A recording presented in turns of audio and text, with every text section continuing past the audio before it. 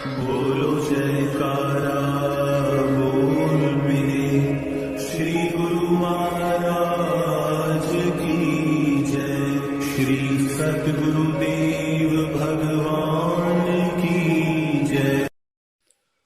गुरुमुखो, इंसान की जो कुछ भी मौजूदा हालत आज है वह उसके अपने ही किए हुए दृढ़ विचारों और संस्कारों का नतीजा है। अर्थात दुनिया में जो कोई भी इंसान इस वक्त मौजूदा सूरत में सुखी है या दुखी है, अमीर है या गरीब है, बलवान है या निर्बल, नेक है या मिजाज है या बुराई पसंद जिंदा दिल है, या जो कुछ भी वह नज़र आता है, उसकी ये हालत कैसी बनी? आहिस्ता आहिस्ता कई जन्मों में काफ़ी अरसे से जिस किस्म के विचार और संस्कार उसके अपने अंदर में ताकत पकड़ते और दृढ़ होते रहे हैं, उन्हीं विचारों और संस्कारों ने अमली शक्ल अख्तियार करके, सूरत धारण करके मौजूदा हालत को पेश किया हुआ है। अब ज़रा गौर करके और दुनिया की आम हालत पर नज़र डालकर आम जीवों की हालत का अंदाज़ा कीजिए कि उनके अंदर में किस किस्म के ख्याल दिन रात दृढ़ होकर ताकत हासिल करते होंगे, क्योंकि यह एक कुदरती उसूल है कि दुनिया में कोई भी इंसान बगैर किसी मकसद या सहारे के तो कोई भी काम नहीं करता। उसके हर एक काम के पीछे ज़रूर कोई न कोई मकसद रहता है। तो फिर सोचा जाए कि इस लिहाज से आम इंसान की ज़िंदगी की कार्रवाई में मकसद या आधार क्या है, क्योंकि जिस किस्म का मकसद कायम किया हुआ है, ज़िंदगी की अमली कार्रवाई और ख्यालों की धाराओं या तरंगों की सूरत भी उसी किस्म की होगी। गुरुमुखो, जरा सोच विचार करके देखो कि इंसान का अपना मन जो विचारों की धारा बाहर फेंकता रहता है वह क्या है? गौर करने से मालूम होगा कि अपना मन माया के मसाले से बना हुआ है और इसके कुल विचारों की धारा माया के दायरे के अंदर काम करती है। इंसान का मन क्या है? जिस तरह की पहले ऊपर कहा गया है कि गुजरे हुए अनेकों जन्मों में जो संस्कार, विचार और कर्म जीव ने जमा किए होते हैं, उन्हीं संस्कारों और कर्मों के आधार पर बने हुए और दृढ़ हुए अच्छे या बुरे ख्यालों के ढेर का नाम ही मन है। इसके सिवाय मन की और कोई सूरत नहीं है। यह महज जीव के अपने ही ख्यालों का पुलंदा या गठरी है। यह मन जन्म जन्म से माया ही के व्यवहार और संगत में तथा माया के अधीन होकर ही काम करता रहता है।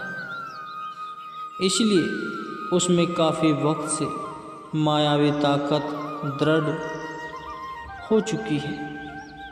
इसलिए ही उसको माया के मसाले से बना हुआ कहा गया है और उसकी कुल विचारधारा का यह प्रभाव माया के ही दायरे के अंदर है, क्योंकि काफ़ी अरसे से मायावी ताकतों के अधीन रहकर माया रूप हो चुका है। मन की जितनी कार्यवाही अर्थात उसकी विचारधारा का जो बहाव या रुख है वह समूल ही माया के दायरे के अंदर है। मन की सारी कार्यवाही का नतीजा यह होता है कि रूह पर दिन प्रतिदिन मायावी खिलाफ और ज़्यादा चढ़ती रहती है। पहले ही कई जन्मों के संस्कारों के जमा हुए असर से रूह पर मायावी खिलाफ काफ़ी चढ़ चुके हुए होते हैं, जिनके कारण उसकी असली ताकत और रोशनी दब चुकी है।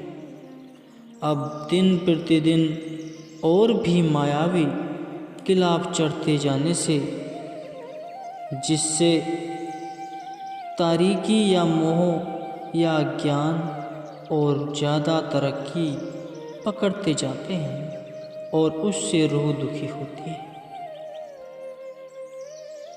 जितनी जितनी ख्यालों की धाराएं या लहरें माया के दायरे के अंदर ज़्यादा काम करती हैं, उसी कदर रूह ज़्यादा दुखी होती है। तब क्या इंसान दुखी होने के लिए ही विचारधाराओं को इस तरह फैलाता है? इसका उत्तर यह है कि नहीं। इंसान दुखी होने के लिए तो अपने ख्यालों की धाराओं को नहीं फैलाता, बल्कि उसकी ख्वाहिश तो सुख को हासिल करने की है।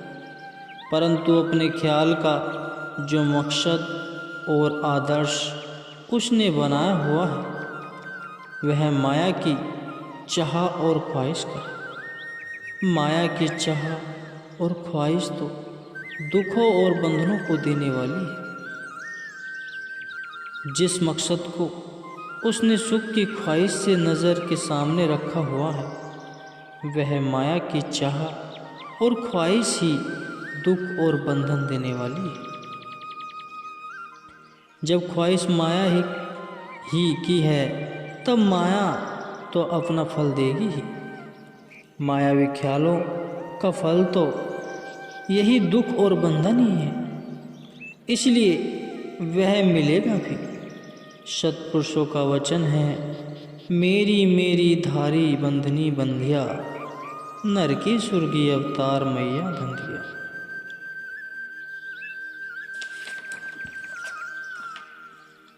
मेरी मेरी की चाह को धारण करने से ही जीव बंधन में बांधा जाता है और मैं मेरी के कारण ही वह बार बार भले और बुरे कर्मों या संस्कारों के नतीजों के तौर पर स्वर्गों और नरकों के चक्कर काटता फिरता है। और इसी माया के धंधे ये व्यवहार ही बार बार फिरता रहता है। इस प्रकार जन्म मरण से आज़ाद और मुक्त नहीं हो सकता। इस प्रकार से इस जीव का महज अपने ही ख्यालों और ख्वाहिशों के आधार पर दुख और बंधनों को ही बार बार अपनाता रहता है। यद्यपि सुख की तलब भी है, किंतु माया में आसक्त होने के कारण कर्म ही दुख और बंधन को देने वाले करता है। इसलिए गोया अपने ही कर्मों के संभव दुख मिलता है।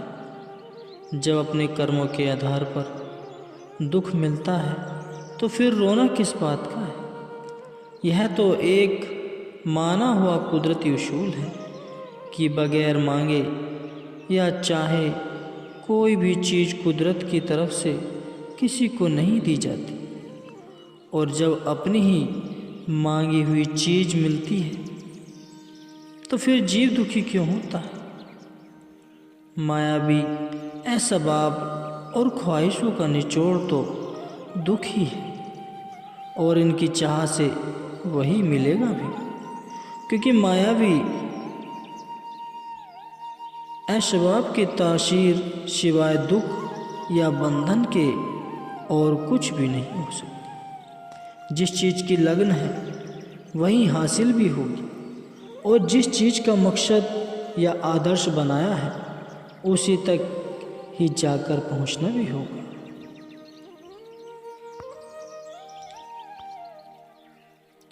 अपने ही ख्यालों की दुख भरी तासीर से जीव भला किस तरह बच सकता है। जिस तरह अपनी इस्तेमाल की हुई चीज़ों की भली बुरी तासीर से कोई नहीं छूट सकता, इसी तरह ही अपने ख्यालों के नेक बंद असर की छाया भी इंसान की ज़िंदगी पर पड़ना ज़रूरी है। अगर दुख जाहिर होता है तो वह भी अपनी ही ख्वाहिश और इच्छाओं के फल की सूरत में होता है। मन मोटा मन पतला, मन पानी मन लाए, जैसी मन की उपजे तैसी होए जाए। इंसान का मन मोटा भी है और पतला भी है, अर्थात मन को स्थूल भी बनाया जा सकता है और सूक्ष्म सूरत भी बनाया जा सकता है। यही पानी का रूप भी है और अग्नि का भी। भाव यह है कि शांत और शीतल भी हो सकता है और आग की सूरत भी बन सकता है, क्योंकि जो ख्याल या तरंगे इंसान के मन में पैदा होती हैं, वैसी ही उसकी अंदरूनी और बैरूनी दुनिया बनती चली जाती है। जब इंसान बार बार माया ही की तलब, मांग और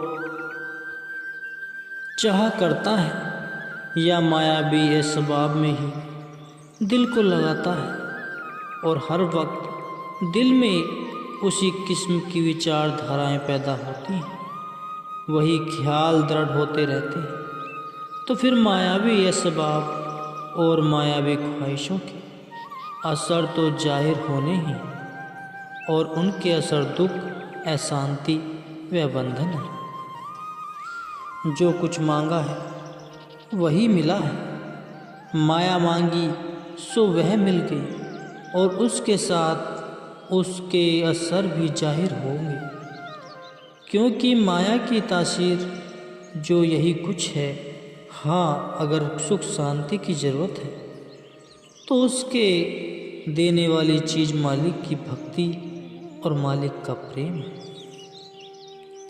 कुदरत के कारखाने में सत और असत दोनों प्रकार की वस्तुएं हैं। बुद्धिमान पुरुष सत्य वस्तु की चाह करते हैं और अज्ञानी असत्य वस्तु की चाह करते हैं। माया मांगी थी और दुख मिला, भक्ति मांगी जाए तो सुख और शांति का फल मिलेगा। इसलिए सत्पुरुषों ने उपदेश किया है, मिटते सु मत प्रीति करी, रहते सु करी नहीं, झूठे को तजी दीजिए, साचे में करेंगे। माया और मायावी असबाब अर्जी जिंदगी की अर्जी गुजरान के समान है। यह जल्द ही हाथों से निकल जाने वाली है। इनके साथ दिल की प्रीति नहीं लगानी चाहिए, बल्कि जो दायम और कायम चीज़ सतगुरु का उपदेश और सतगुरु का ध्यान है और जो सत्य स्वरूप है, उसी के साथ लिव लगाकर सच को प्राप्त करना चाहिए। जिसने अपने अंदर में माया की चाह और ख्वाहिश को दृढ़ किया, भक्ति और रूहानियत की तरफ से लापरवाही की, माया का सब प्रपंच चूँकि नाशवान और अर्जी है, इसलिए वह भी हाथ न आएगा। किंतु जिसे भक्ति की ख्वाहिश और चाह है, उसके अंदर में भक्ति दृढ़ होगी और भक्ति के साथ साथ माया भी उसी के पीछे जाएगी, क्योंकि माया भक्ति की दासी है। जो दिलो जान से भक्ति की चाह करते हैं, उनके कितने ऊंचे भाग्य हैं, उनके कितने ऊंचे भाग्य हैं। क्योंकि वे काल और माया के भय और बंधन से आज़ाद हो चुके हैं। इसलिए मन में हर वक्त भक्ति की ही ख्वाहिश होनी चाहिए और मायावी स्वभाव में ज़रूरत के मुताबिक व्यवहार करना चाहिए।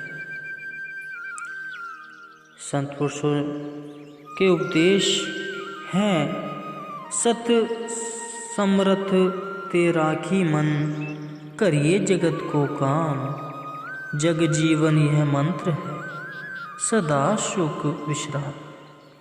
इस दुनिया में रहकर दुनिया के काम धंधे और जीवन निर्वाह बेशक करो, परंतु अपना मन सत्य समृद्ध रूप सच्चे मालिक इष्ट देव और सद्गुरु से लगा रखो। मन को मायावी धंधों में मत अटकाओ। संत जगजीवन दास जी भी उपदेश फरमाते हैं कि यही दुनिया में हर तरह से सुख शांति को पाने का उत्तम मंत्र या तरीका है। यह उत्तम मंत्र या तरीका कहाँ से प्राप्त होगा? समय के रूहानी महापुरुष ही उस नाम मंत्र का दान देते हैं तथा युक्ति समझाते हैं। जो भाग्यशाली जीव उनकी आज्ञा और मौज सुनकर इसकी कमाई करते हैं, वे ही दुनिया में रहकर भी सच्चे मालिक की निकटता तथा सच्ची खुशी को पा सकते हैं। भाव यह है कि इंसान किसी भी हालत में जिंदगी गुजारे, अगर अपने मन में सच्चे मालिक इष्ट देव सद्गुरु का ध्यान और तसव्वुर, भक्ति की लगन, ख्वाहिश और चाह को दृढ़ करते रहें, तो मायावी धंधों की दुख और अशांति वाली तासीरें उस पर अपना कभी असर नहीं डाल सकेंगी और वह काल माया के भय बंधन से हमेशा मुक्त और आज़ाद रहेगा। यही सच्ची शांति, सच्ची खुशी और सच्चा सुख हासिल करने का उत्तम उपाय है।